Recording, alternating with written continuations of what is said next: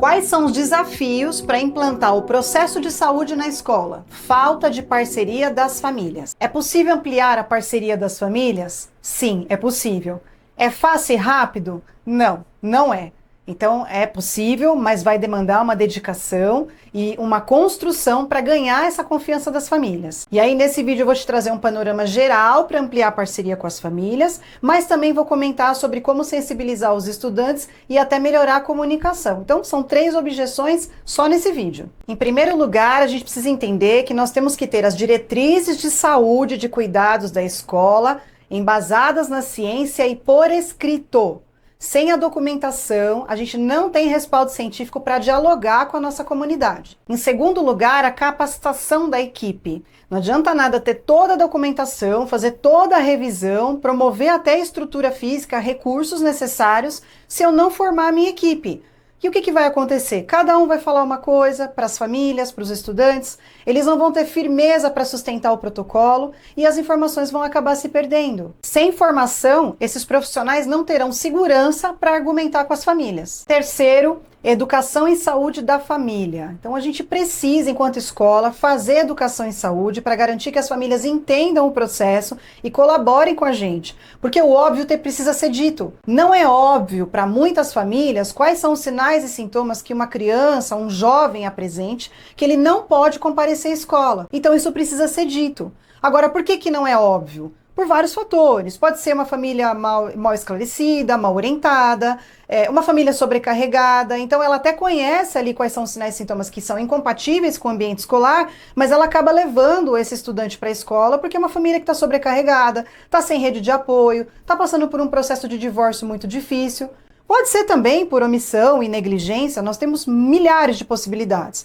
Então, o óbvio precisa ser dito. Por exemplo, é óbvio para um educador que uma criança pequena com quadro de diarreia é incompatível a permanência dela no ambiente escolar. E aqui eu não estou falando de situações de vulnerabilidade, que há todo um outro contexto por trás. Então, para ser objetivo nesse vídeo, a criança com diarreia tem risco de ficar assada, tem risco de desidratar, está perdendo fezes pela fralda, está sujando o espaço, contaminando o coletivo, está indisposta, pode começar a recusar a hidratação, recusar a alimentação, pode estar sentindo dor, pode estar com febre. Ou seja, isso é incompatível com o pedagógico, mas isso é óbvio para um educador. Parece muitas vezes que não é tão óbvio para a família, então a gente precisa informar. Antes de continuar os outros pontos, eu vou compartilhar com vocês o vídeo da gestora Larissa, da Escola Recanto da Sementinha. Confere o vídeo aí. Como tem lidado com as objeções das famílias quando há mudança nas rotinas de saúde, como a exigência de receita médica ou acionamento em caso de febre? Esse é um dos pontos mais difíceis dentro da escola, porque assim como as famílias elas querem um ambiente que traga saúde e segurança para as crianças, eles também precisam da escola. A escola é o suporte também dessas famílias, né?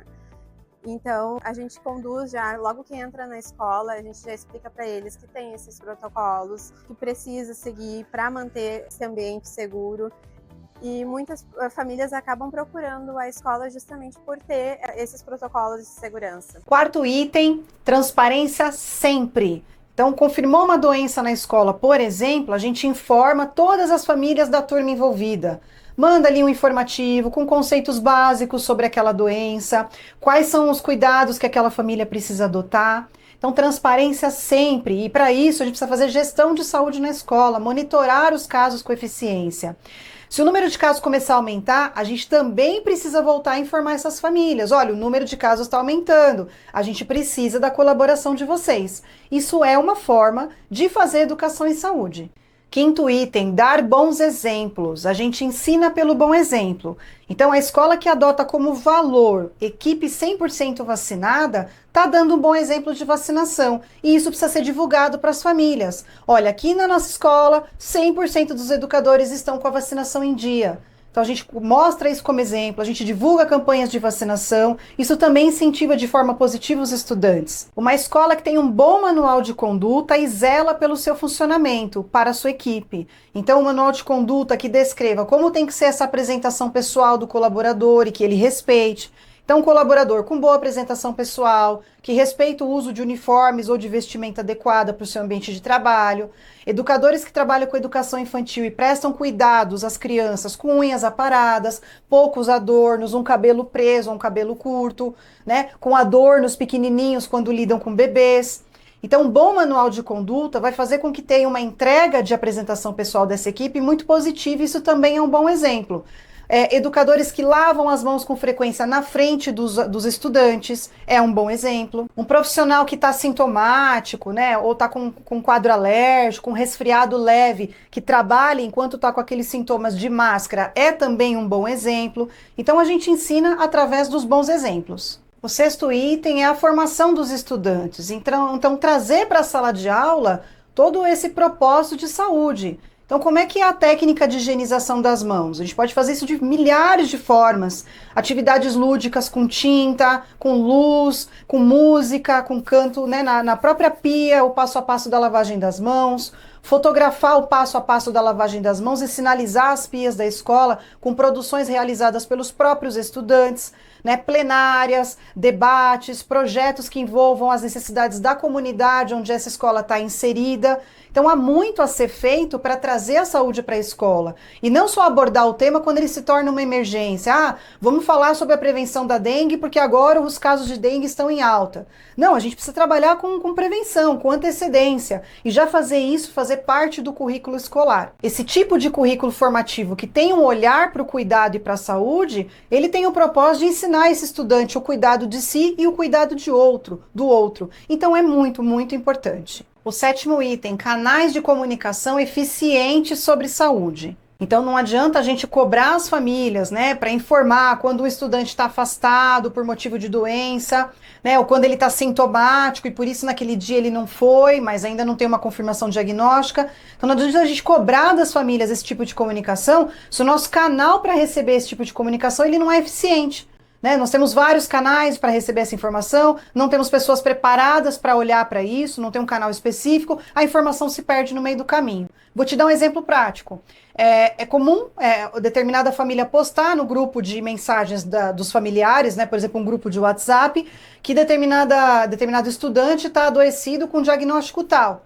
E aí vira um belo de um debate no grupo, que absurdo, como que não avisou, por que a escola não avisou?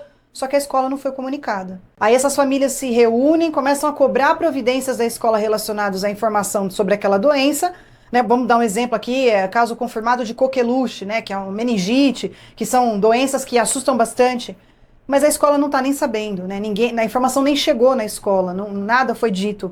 Então a gente precisa estabelecer canais de comunicação eficientes para poder também cobrar que as famílias nos passem as informações. O 8º item, envolvimento da gestão no processo de saúde na escola. Então a gestão escolar precisa se apropriar dos protocolos, precisa ter conhecimento dos procedimentos de saúde e se manter atualizada, até para poder articular com a equipe, com as suas lideranças e até com as famílias. Então, buscar por fontes seguras, estabelecer protocolos embasados na ciência, né, e um processo de saúde que funciona é papel do gestor.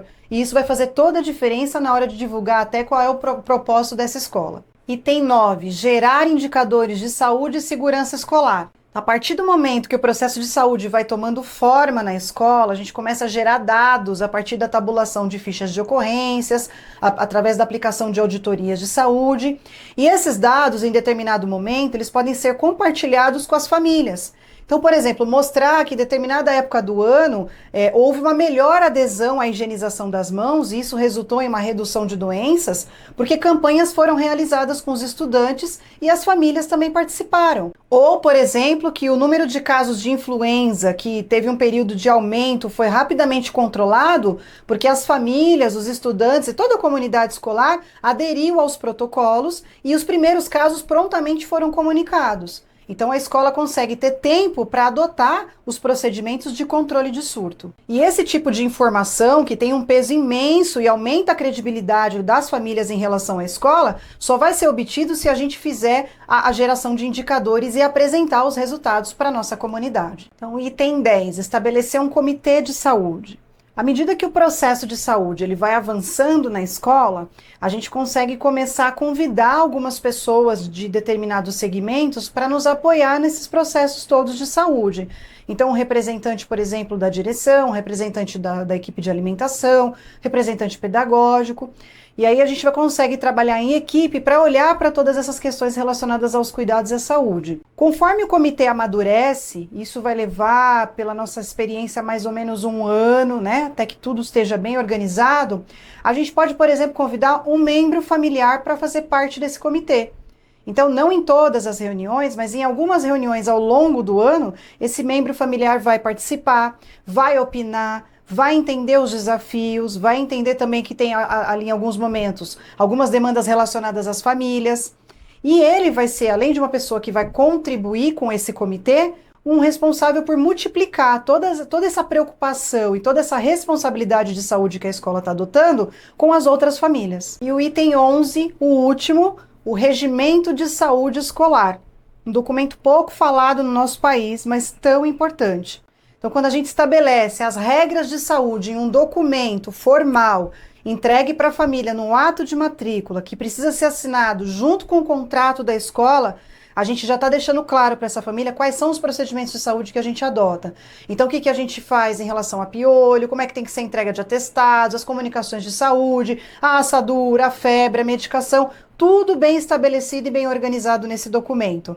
Isso mostra para essas famílias, desde o ato de matrícula, quais são os procedimentos adotados de saúde nessa escola e quais são os valores relacionados à saúde na escola. E para encerrar, eu vou compartilhar com você o depoimento de uma gestora muito querida, a Thalina, da Escola Cofrinho de Mel, sobre esse tema, a relação com as famílias. Como tem lidado com as objeções das famílias quando há mudança nas rotinas de saúde, como a exigência de receita médica ou acionamento em caso de febre? Existem alguns questionamentos. E diante desses questionamentos, nós somos bem amparados com a documentação que a Creche Segura nos presta, das informações que nós recebemos, né, da Creche Segura. Com todo esse amparo, os pais não têm muito como questionar. Existe uma mudança de mentalidade? Sim, existe uma mudança de mentalidade, mas é algo que vai sendo moldado de acordo com a postura da nossa gestão, a postura da escola frente às dificuldades.